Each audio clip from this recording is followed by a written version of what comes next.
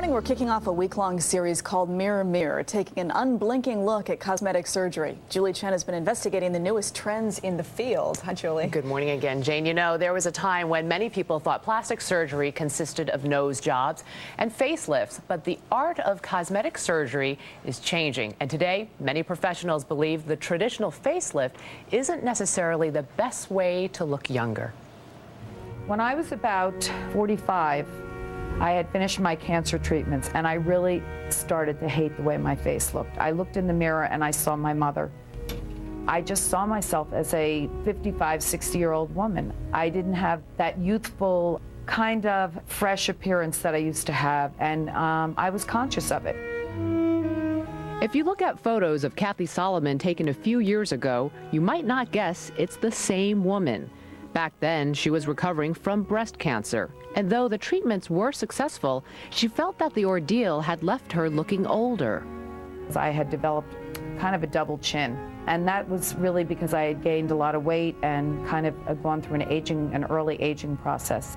I wanted to make the most out of being given a second chance. There's no mark whatsoever that you had. Kathy arranged a consultation with Dr. Helen Colen, a New York City plastic surgeon. But she was surprised when Dr. Colen said she wouldn't recommend a facelift. When she came to me, we discussed a facelift, which she thought she wanted. And I thought that she did not need a facelift at that particular time. Instead, they decided on several smaller procedures that could be tailored to Kathy's face. The first procedure was a liposuction of the neck with a little chin implant. Dr. Colen also removed extra skin from around Kathy's eyes and narrowed the bridge of her nose. Today, Kathy is returning for a relatively new procedure which fills in deep wrinkles. It's called an alloderm implant. Who would be a good candidate for alloderm? Anybody that has a deep furrow. I have put alloderm in nasolabial folds. That's the most common place, right in the deep grooves here. And it does a wonderful job.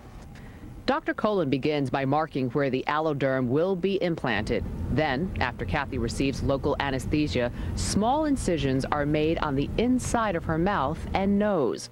Finally, the two strips of alloderm are inserted into the incisions. The alloderm implant sits perfectly and filled up that wrinkle we had. Dr. Colen says that the procedure costs about $2,500. Do you find that some people just can't get enough? Once they start having one procedure done, they want something else, and they're always going to find room for improvement. And where do you draw the line? When do you cut them off? If someone comes in and only they see the deformity and you don't, of course you could draw the line. You know, you have to see something that can be improved and fairly without complications. Kathy Solomon says she loves her new look and that she's happy she didn't get a traditional facelift.